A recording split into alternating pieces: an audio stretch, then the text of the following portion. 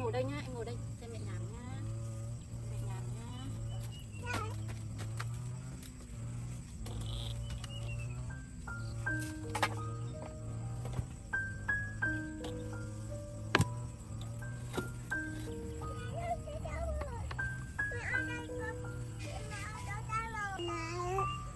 Hả?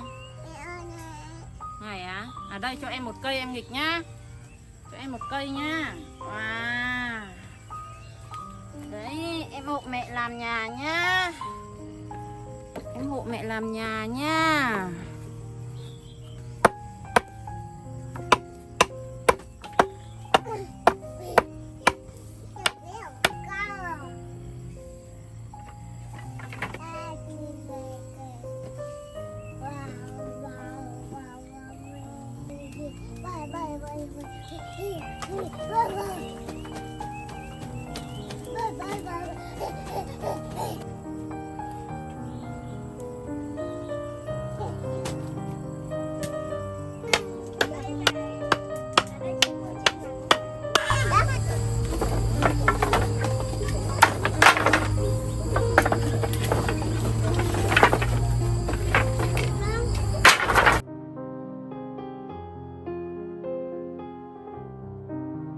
Nào, rồi đưa đây cho mẹ nào. Em ngồi vào đưa cho mẹ nào.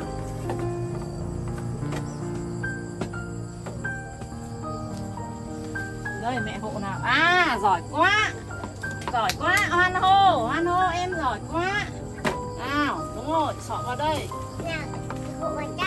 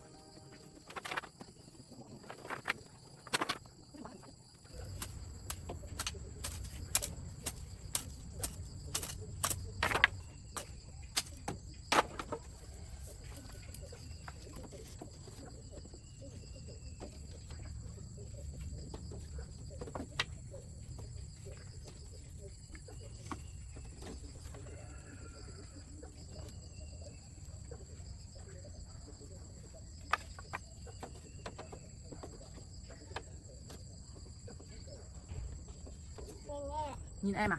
Em. Em chơi nhá, để mẹ làm nhà nhá. Mẹ nhìn nè.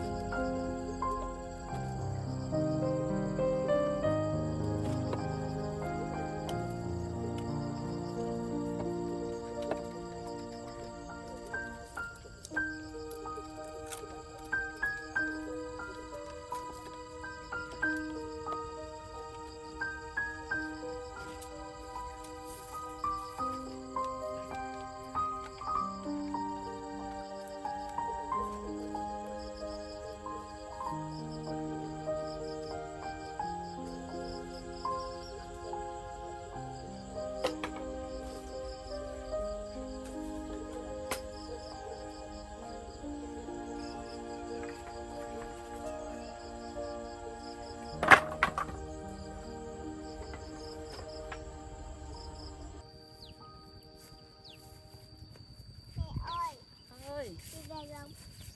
Phải sung.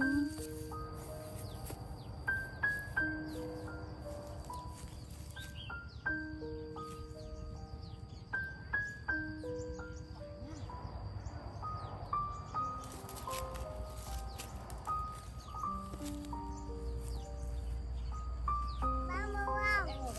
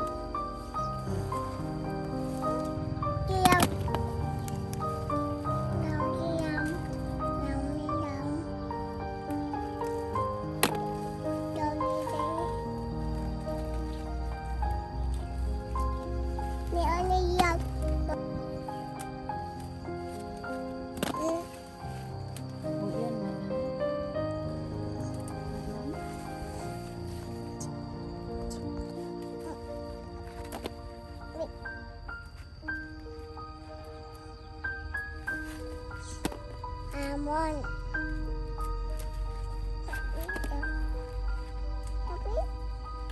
Cháu biết.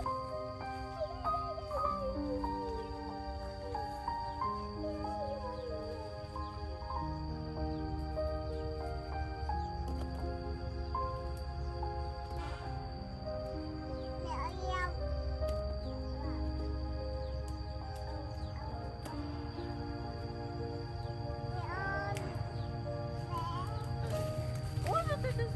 À đứng ở đây để mẹ hái nhá.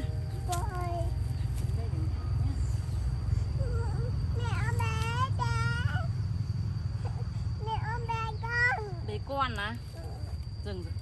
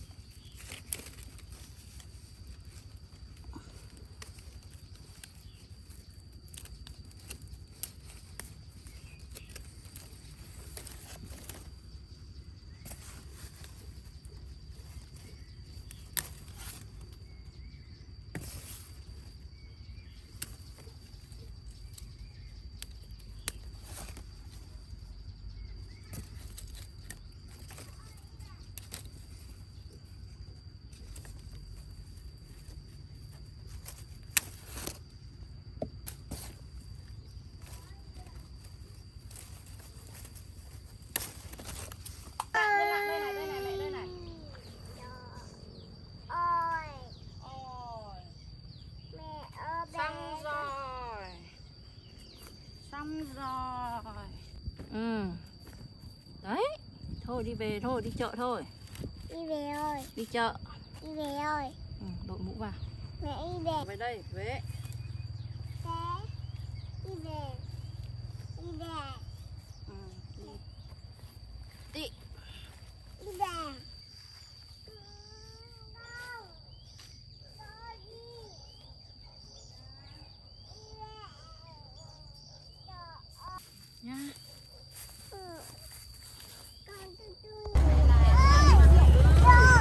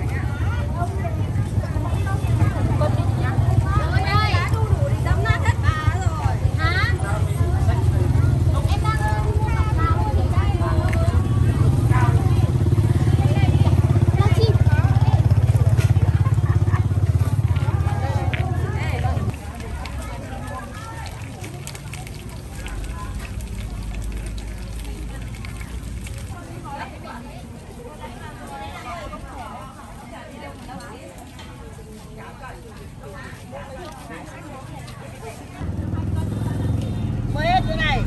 Hết à bà? Mới hết.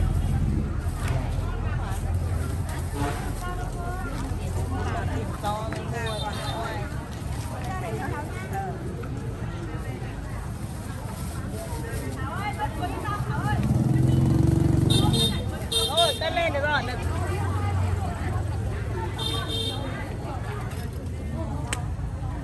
Mấy bạt 5.000 thôi.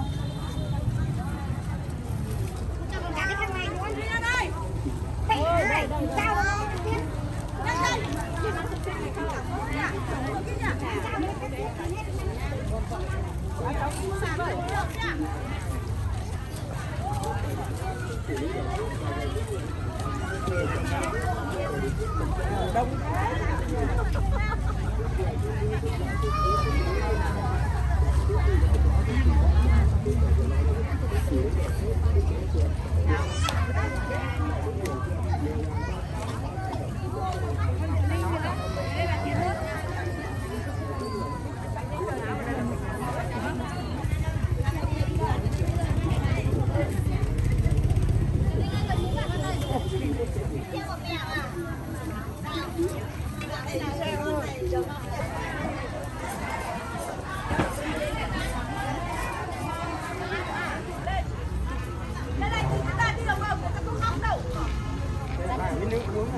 Hòa với nước nóng này, nước nóng để nó tan. Tối nóng nha.